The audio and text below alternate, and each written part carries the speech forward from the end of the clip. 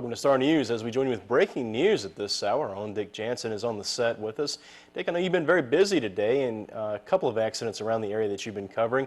The first one, though, will go to the most recent and most pressing issue, a fire in a compact pickup truck just a short time ago. Can you tell us about this? This fire just occurred a short while ago right there near the Bassett Country Club.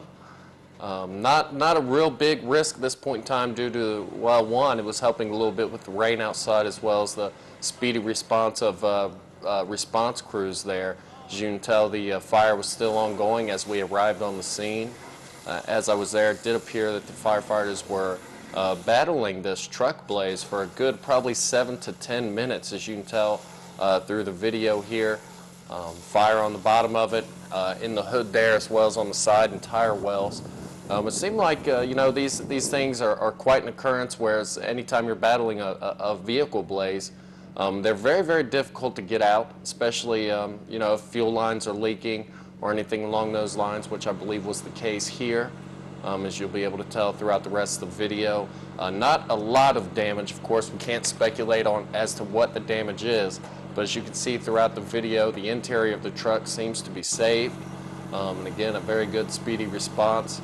So they're pretty much soaking this whole vehicle down to make sure they didn't have any reignition of fire, which is often a common occurrence when battling vehicle blazes. So, and we also believe no one injured in this incident, which is also good news, and it was also raining, which is also good news. It wasn't hard rain, but it was enough to help out, as I'm sure any water would help anytime you're battling a vehicle blaze. You can see the interior there, which is a good indicator that this fire was taken out within a good fair amount of time. Vehicle appears to be a mid to late 80s model Chevrolet S10 compact pickup truck. No collision involved here. Probably a fuel line, we figure. We don't know that for sure, but we do see that from time to time, particularly with older vehicles where maybe a fuel line ruptures, pour some gasoline on a hot exhaust pipe or something of that nature, or just even the engine block itself, and that can cause a flare-up like this.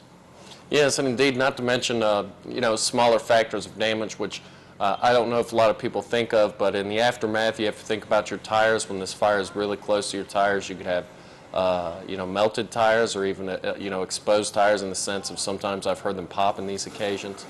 And really just the overall danger. Once you get that fuel heated up, it has a exposure limit. It shouldn't rise to a certain temperature. You know, it has a flash point, I believe is what the technical word for it is, which is why you can always see quick responses when battling vehicle blazes. I believe this is not actually on the main road then, Dick, is that correct?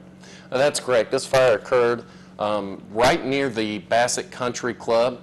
This was as soon as you turned right onto Oak Level Road, just past the Roanoke bypass there. And it was really right off the road, which is almost good in a sense of it didn't, you know, congest a lot of traffic. You didn't have a lot of folks just simply wandering around, gawking, as I call it, in the immediate area. You know, that's another thing that a lot of these first responders have to worry about when they're battling anything from fire blaze to a house blaze to whatever law enforcement call may be. You always have to worry about bystanders. You know, you have to pay attention to them, make sure they're not putting themselves in harm's way. So this was a really good location for this fire to have occurred.